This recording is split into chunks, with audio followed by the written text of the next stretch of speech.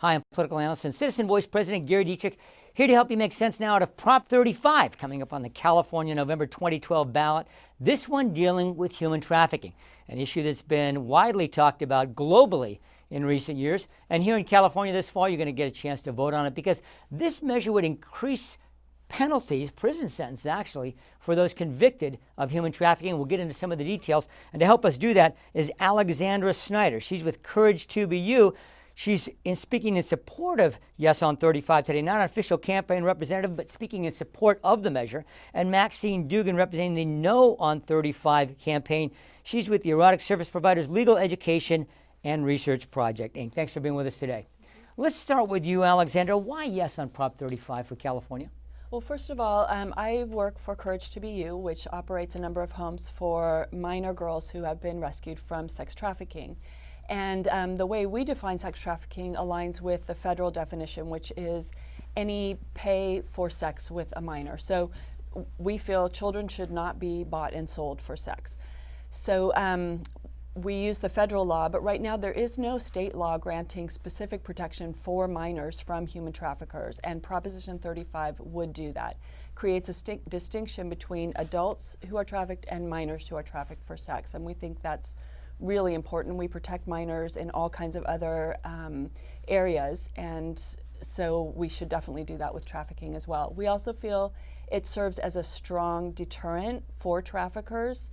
The increased prison sentences hopefully will prevent a lot of children from being exploited and trafficked, so that's really important. And it also provides training for law enforcement officers who right now may come across trafficking victims without even recognizing it. So it gives them several points to look at in order to identify children who may have been trafficked. Okay, thank you. Maxine, why no on 35? Well, our group opposed Proposition 35 because it's a broad overreach of laws that are already on the books, that are already being enforced. And what Prop 35 does is it brings a bunch of heavy penalties in terms of prison sentences and fines, of which the proponents are looking to profit off of specifically. And in our community, Prop 35 targets a bunch of innocent people. All of our sex workers' intimate relationships, our domestic relationships, and our economic relationships will now become a trafficker under Prop 35 and forced to register as a sex offender. And we find that highly inappropriate and will not bring protection to minors. Okay, let's dig into this issue about whether it applies just to minors or not. So Alexandra, you both referenced that. Is it specifically targeted towards crimes against minors? There are provisions in the proposition that apply to minors, so it offers definitely extra protection for minors, especially with respect to sex trafficking. So right now, the California state law doesn't make any distinction between adults and minors when it comes to trafficking crimes. But this proposition would basically not require proving force, fraud, or coercion for a trafficking crime. So, and right now we know that minors can't consent to certain activity. They can't consent to illegal activity, which prostitution is. So we feel that this this provides the appropriate level of protection for kids right now who have no protection really under California state law. And I note that this proposition would increase the penalties up to 15 years to life and fines up to $1.5 million. How does that compare to what's currently on the books? I think, to my knowledge, the most robust penalty you can get for a trafficking crime right now is 8 years, and that's a crime involving violence. So we feel that this is appropriate. Right now, the crimes for drug trafficking and trafficking in weapons are higher than for trafficking in human persons. I mean, that needs to be fixed. Let's ask you, Maxine, this whole notion about, whether minors shouldn't be protected and whether these penalties ought not be increased on behalf of minors. Give you a chance to respond to what Alexandra shared. Sure. Well, the studies actually show, and it's a study that's actually found on the proponent's website, that heavy penalties do not deter human trafficking, that heavy penalties that are in Prop 35 do not protect human trafficked victims. So we want to point to those kinds of studies that say that Prop 35 is completely on the wrong track. In fact, what Prop 35 does to minors, that it continues these failed policies as it does to adults, which is that they use the anti-prostitution sting operations as a means to rescue traffic victims. And we think that that is completely inappropriate, because in these prostitution sting operations, you see law enforcement officers having sexual contact with both women and girls under the guise of rescuing traffic victims. And that's all legal in California under the entrapment laws, and Prop 35 does nothing to address that issue. And so it's a continued failed policy. If they're really concerned about stopping human trafficking in the sex industry, they should have at least come and spoken to us who have worked in the sex industry for 2 decades. And lawmakers in Sacramento too spoke out against Prop 35 about how they didn't even come and speak to the laws that are already on the books, or how they could have been enhanced without going to the ballot, because going to the ballot with this particular issue is going to misinform the average voter about what's really in Prop 35. All right, Alexander, I want to give you a chance to respond to that, this notion that somehow, this doesn't get at the root of the problem. Well, I couldn't disagree more. So first of all, there are sting operations because there really are no other means by which to identify particularly children who are being trafficked right now. So again, the law enforcement training would provide those first responders with some key questions to ask, or some key indicators that this person might have been trafficked. With respect to the prison sentences, we feel that not only would they be a deterrent to traffickers, but they're also a protection for kids. Right now, you have traffickers getting out on parole within 3 to 6 months and back on the street and looking for their victims. And so if nothing else, this will definitely protect kids from those who want to exploit and harm them. Let's quickly talk about another component of this proposition, that those now convicted of human trafficking would be required to register as a sex offender. Okay, that's not currently the case. I mean, I think that would surprise a lot of people, that is not currently That would the case. surprise a lot of people, but that is the case. The trafficking crime itself does not require registry on the sex or registration on the sex offender registry.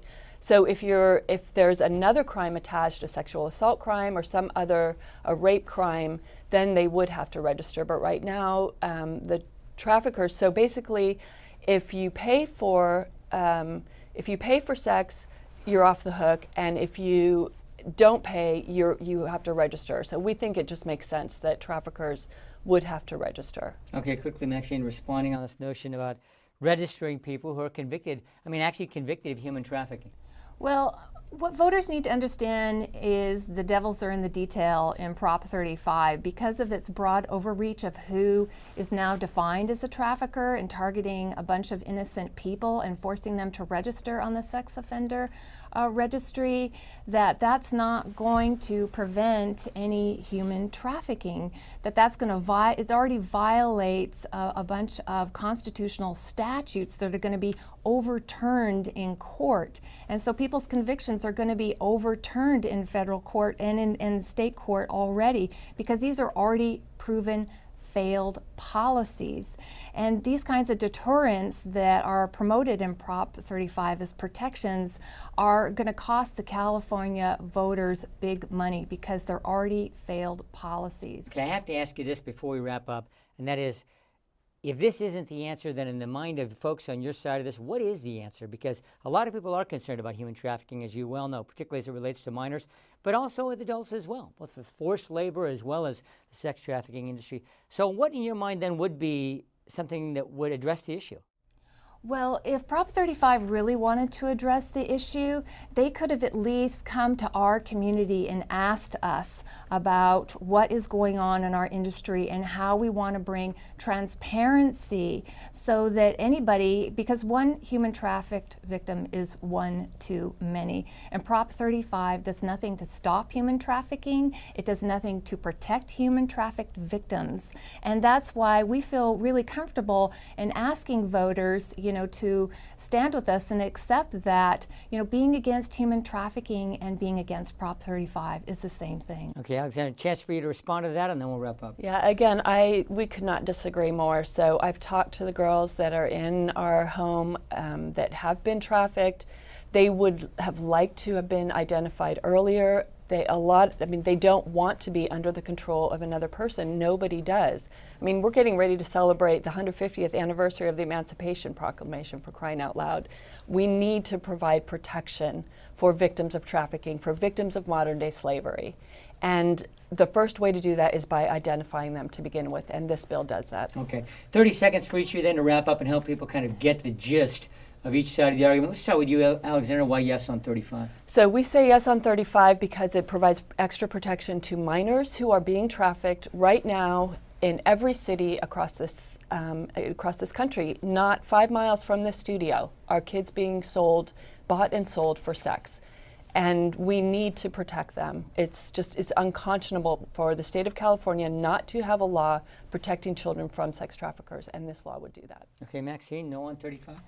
No on 35. Well, Prop 35 is not going to stop human trafficking 5 minutes from this studio. Prop 35 is going to target a bunch of innocent people to now be called traffickers and sex offenders, and that's not going to really address the root of the problem of human trafficking. And so we would just ask voters to, stand against human trafficking and stand against Prop 35. Okay. Well, this is certainly an issue, as I mentioned at the outset, friends. It has gotten an awful lot of attention, certainly not just here in California, even the U.S., but globally, as people are concerned about what many have said is a issue of human trafficking that makes any other in history pale in comparison. So you're going to have a chance to vote on this, yes or no, come November 6th, here on Prop 35. And remember that registering to vote and actually making your voice heard on November 6th is exceedingly important. So do take the opportunity to do so. And remember that at citizenvoice.org, we're here to help.